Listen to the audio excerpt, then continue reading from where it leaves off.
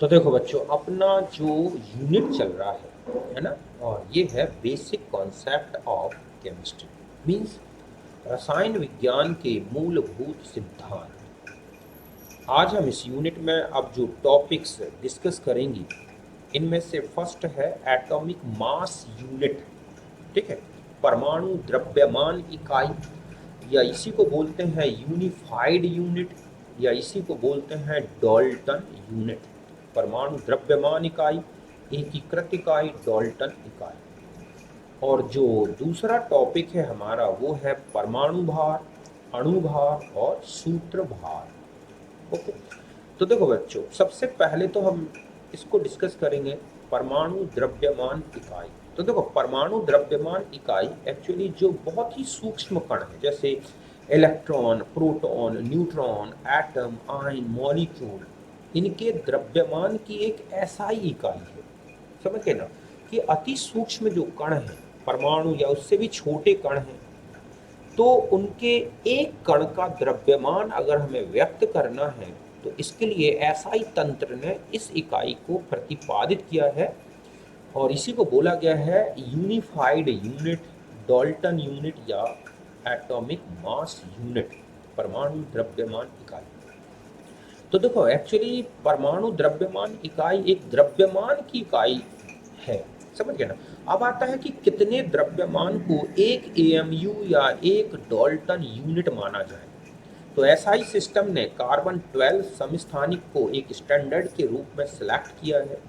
Carbon 12 को एक, ठीक है, स्टैंडर्ड के रूप में सिलेक्ट किया और इसको डिफाइन किया कि एक एएमयू द्रव्यमान कितना लिया जाए। तो इसके अनुसार कार्बन 12 जो समस्थानिक है, तत्व के एक परमाणु के द्रव्यमान का 12वां भाग लिया गया है।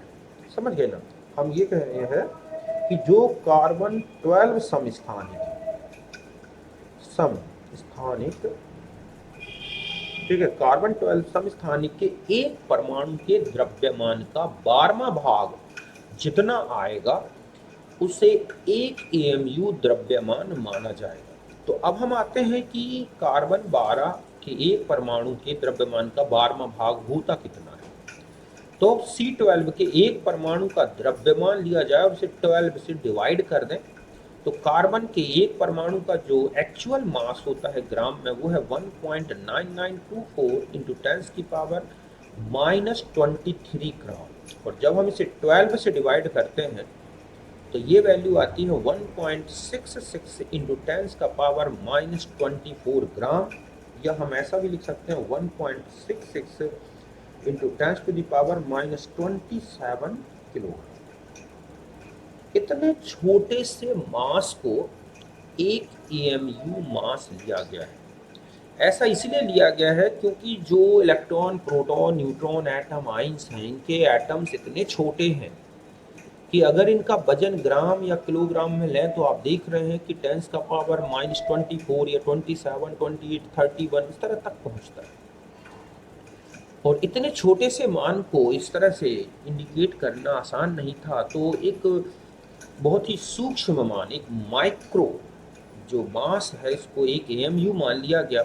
और फिर इसी मास के रिस्पेक्ट में बाकी जितने भी एलिमेंट हैं, उनके एक एक एटम का मास इसी के रिलेटिव, इसी के सापेक्ष निकाला गया है, कि इतने मास के रिस्पेक्ट में किसी दूसरे एलिमेंट का जो मास है एक एटम का, वो कितने गुना, कितने टाइम्स हैवी है, उसी से बना है फिर एटॉमिक मास।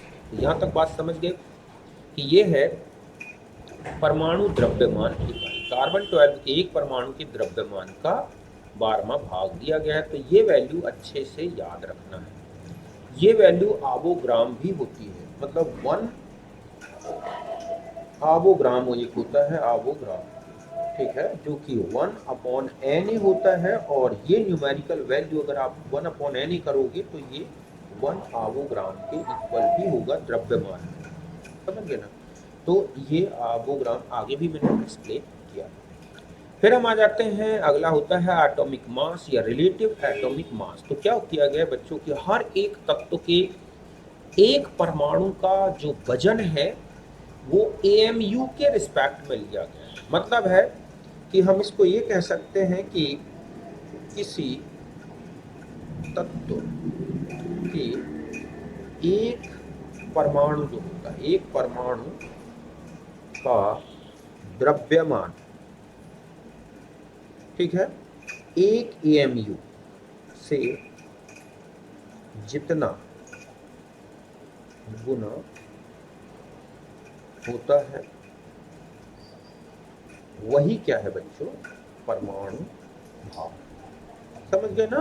परमाणु भार मतलब एक परमाणु का वजन, मतलब हम ऐसा कह सकते हैं कि एक परमाणु का भार AMU इकाई, यही है परमाणु भार। ध्यान रखें, परमाणु भार और ग्राम परमाणु भार में अंतर है। पहले से परमाणु भार समझे तो किसी भी तत्व के एक परमाणु का द्रव्यमान AMU से जितना गुना होता है वही तत्व का परमाणु भार बन गया। मीन्स एक परमाणु का भार अगर AMU इकाई में व्यक्त कर दें तो वही कहलाएगा परमाणु भार।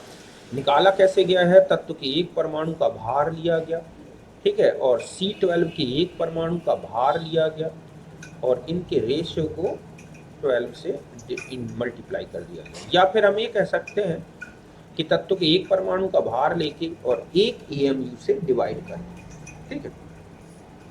तो वो जितनी बार डिवाइड हो गया वही तत्व का क्या बन गया, परमाणु भार। समझ गए ना कि तत्व के एक परमाणु के भार को AMU से डिवाइड कर दें तो जितनी बार वो डिवाइड होगा एक, ठीक है, एक तत्व के एक परमाणु का भार वही तत्व का परमाणु भार कहलाएगा। जैसे हाइड्रोजन के एक परमाणु का भार है 1.673 इंटू 10 का पावर -24 ग्राम। तो हाइड्रोजन का परमाणु भार कितना हो गया, ठीक है, ये हो जाएगा, अगर हम इसको AMU से डिवाइड कर दें तो ये आ रहा है 1.008 AMU या 1.008 U लिखा होता है, U मतलब न्यू, तो ये यूनिफाइड यूनिट में ऐसा लिख सकते हैं। ठीक, ऑक्सीजन का परमाणु भार निकालें तो ये है ऑक्सीजन के एक परमाणु का भार 2.66 इंटू 10 की पावर -23 ग्राम और एक AMU के ग्राम में मास से डिवाइड कर रहे हैं तो ये डिवाइड हो रहा है 16 टाइम्स। तो इस तरह से ऑक्सीजन का परमाणु भार हो गया 16U। तो इस तरह से किसी तत्व के एक परमाणु का वजन एक AMU से कितना गुना है वही परमाणु भार होगा। ध्यान रखें, परमाणु भार की इकाई है AMU, ठीक है। तत्व का अगर एक परमाणु का वास्तविक भार निकालना है, ठीक है, ग्राम में, तो आप परमाणु भार लें और उसका AMU द्रव्यमान से मल्टीप्लाई कर दें तो आपको पता चलेगा कि तत्व के एक परमाणु का वजन ग्राम में कितना है एक्चुअल में। तो यहाँ पर हमने लिखा जैसे सिल्वर का, देखिए तो 108 उसका परमाणु भार है और एक AMU का द्रव्यमान मास ये है। तो इस तरह से ये आ गया, सिल्वर के एक परमाणु का भार 1.7928 इंटू 10 का पावर -22 ग्राम, ठीक है। आप चाहें तो 10 परमाणु का निकाल लें, 20 का पहले एक का निकालें फिर 10 का निकाल सकते हैं, 20 का निकाल सकते हैं। यदि हमें तत्वों का भार AMU में दे रखा है तो तत्व के कुल परमाणु अगर निकालना है तो इस फॉर्मूले का यूज कर दोगे, तत्व का भार U में ले लो और डिवाइड कर दो परमाणु भार से, तो आपको तत्व के कुल परमाणु निकलाएंगे। जैसे कैल्शियम के 120 U मात्रा में कुल परमाणुओं की संख्या क्या होगी, तो बस सीधा आप 120 को 40 से डिवाइड कर दो, 3 परमाणु आ गए। तो ध्यान रखें, अगर हमें परमाणु भार से परमाणु निकालना है तो तत्व का द्रव्यमान U यूनिट में होना चाहिए, इस तरह से निकाल सकते हैं। फिर एक होता है औसत परमाणु भार। तो देखो बच्चों, औसत परमाणु भार का मतलब होता है कि जो तत्व है अकेला एक परमाणु के फॉर्म में नहीं मिलता, तत्व के एक से ज्यादा समस्थानिक होते हैं, एक से ज्यादा प्रकार के परमाणु होते हैं। तो ऐसे में जो तत्व है उसका परमाणु भार किसी एक समस्थानिक से नहीं लिया जाता, बल्कि जितने भी समस्थानिक हैं उन सबके परमाणु भार का एक औसत मान निकाल लिया जाता है और इसी औसत मान को बोला गया है औसत परमाणु भार। बात समझ गए ना कि जो तत्व है उसके जितने भी समस्थानिक होते हैं उन समस्त समस्थानिकों के परमाणु भार का औसत मान ही कहलाता है औसत परमाणु भार, जिसका फॉर्मूला लगेगा समेशन समस्थानिक का परमाणु भार गुणा समस्थानिक की उपलब्धता। ठीक है। प्राकृतिक उपलब्धता मतलब प्रकृति में वो किस परसेंट में मिल रहा है, और बटा में हो जाएगा उपलब्धता का सम। अगर आप प्राकृतिक उपलब्धता को प्रतिशत में ले रहे हैं तो उपलब्धताओं का सम 100 के बराबर रख दोगे, मतलब सीधा 100 रख दोगे, तो तब निकलेगा आपका औसत परमाणु भार। जैसे क्लोरीन के दो समस्थानिक हैं 35 और 37, और ये प्रकृति में मिलते हैं 3:1 में, तो क्लोरीन का औसत परमाणु भार क्या होगा, तो बस हम लेंगे कि 3:1 में है, तो मतलब 3 परमाणु 35 वाले हैं, 1 परमाणु 37 वाला है, इनका औसत निकाला तो आ गया 35.5 U। तो इस तरह से क्लोरीन का एक औसत परमाणु भार निकलाया। ऐसे भी क्वेश्चन होंगे जहां पर आपको तत्व का औसत परमाणु भार दे रखा होगा और फिर प्राकृतिक उपलब्धताएं निकालनी होंगी। जैसे यही क्वेश्चन है, बोरोन के दो समस्थानिक हैं B10 और B11, और अब आपको निकालना है और इसका लेखा रखा है कि इसका औसत परमाणु भार है 10.8, तो दोनों समस्थानिकों की उपलब्धताएं लिखिए। तो B10 की जो उपलब्धता है वो है x और B11 की है 100 - x। तो इस तरह से हम फॉर्मूला लगा देंगे, बोरोन का औसत भार बराबर हो जाएगा B10 उसकी उपलब्धता x प्लस B11, ठीक है, उसका परमाणु भार और उसकी प्राकृतिक उपलब्धता 100 - x अपॉन 100, तो x की वैल्यू आ गई 20। तो B10 इस तरह से 20% और B11 आ गया आपके पास 50%। बात क्लियर है यहाँ तक। फिर एक होता है सूत्र भार, ठीक है। तो सूत्र भार जो होता है किसी भी आयनिक यौगिक के एक सूत्र इकाई का जो द्रव्यमान है वो है सूत्र भार। एक चीज और बता दूं मैं यहाँ पर भूल गया, ये अणुभार, ठीक है। अणुभार जो होता है बच्चों, ये भी एक अणु का भार जो किसमें होना चाहिए, अणु का भार AMU इकाई में, ठीक है। तो इसको बोला जाता है अणुभार। और अणुभार निकालना है तो आपको क्या करना होगा, समेशन परमाणु भार गुणा तत्व के परमाणु, ये करते हैं, इस सूत्र से निकालना है। मतलब अणुभार एक अणु का भार जो किसी इकाई में लेना है AMU, तो परमाणु भार हो गया। अब अणुभार में आते हैं, तो अणुभार ये है, अणुभार जब आप निकालोगे तो जितने परमाणु हैं उनके परमाणु भार गुणा उसके परमाणुओं की संख्या से गुणा करना। जैसे मान लो आपको CO2 का निकालना है, तो आप 12 किसका हो गया, कार्बन का, प्लस 2 और ये 16, तो ये किसका हो गया, ऑक्सीजन का, तो ये आ गया 44U। तो इस तरह से आपको अणुभार निकालना, कि जितने भी अणु के परमाणु हैं उन समस्त परमाणुओं के भारों को जोड़ दो तो अणुभार आ जाता है, समझ गए ना। तो इस तरह से अणुभार निकालना है। और एक होता है सूत्र भार।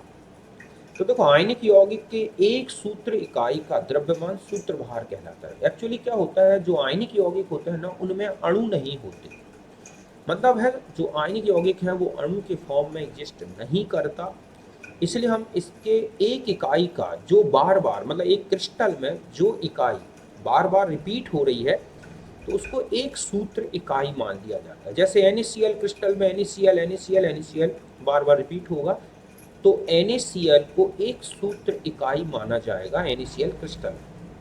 तो हम इस NaCl के Na और Cl का भार जोड़ दें, भले चार्ज कुछ भी हो, आप केवल उनके परमाणु भार जोड़ दें दोनों आयनों के, तो इस तरह से आपको आयनिक यौगिक का सूत्र भार निकल आएगा। सीधा सा है, जो आयनिक यौगिक का अणुभार है ना बच्चों, वही उसका सूत्र भार है। बस इतना सा ध्यान रखना है। ये ऑब्जेक्ट आता है कि निम्नलिखित में से किस प्रजाति के लिए अणुभार की जगह सूत्र भार को प्रेफर किया जाएगा। तो ध्यान रखें, आयनिक यौगिक के अणुभार को ही हम सूत्र भार कहते हैं। जैसे सोडियम क्लोराइड क्रिस्टल में सूत्र इकाई है NaCl, तो NaCl का सूत्र भार हो गया 58.5 U। KCl का हो जाएगा K और Cl का जोड़ दें, समझ गए ना। और अणु है जो एग्जिस्ट करते हैं, जैसे H2O CO2 ग्लूकोज फ्रक्टोज, तो उसके सभी परमाणुओं का, तो ये लिखा है परमाणु भार गुणा तत्व के परमाणुओं की संख्या, इसको गुणा करो और ऐसे जितने परमाणु हैं तत्व हैं उन सबको जोड़ दो, उनका कुल भार ही क्या बन जाएगा, अणु भार। जैसे CO2 का तो कार्बन का जोड़ दो प्लस 2 ऑक्सीजन का, अमोनिया का निकालना है तो 1 नाइट्रोजन और 3 हाइड्रोजन का जोड़ दो। तो इस तरह से कुल मिला के हमने यहाँ तक पढ़ा सूत्र भार, परमाणु भार, और ध्यान रखें केवल परमाणु भार या अणु भार या सूत्र भार लिखा है तो इनकी एक कण की इकाई का द्रव्यमान निकालना है और उसकी यूनिट देनी है U। लेकिन अगर ग्राम परमाणु भार, ग्राम अणु भार, ग्राम सूत्र भार लगा है तो वो हम अलग से डिस्कस करेंगे, उसकी इकाई बिल्कुल अलग होती है। तो यहाँ तक आज के लिए बहुत है, डिस्कस करते हैं।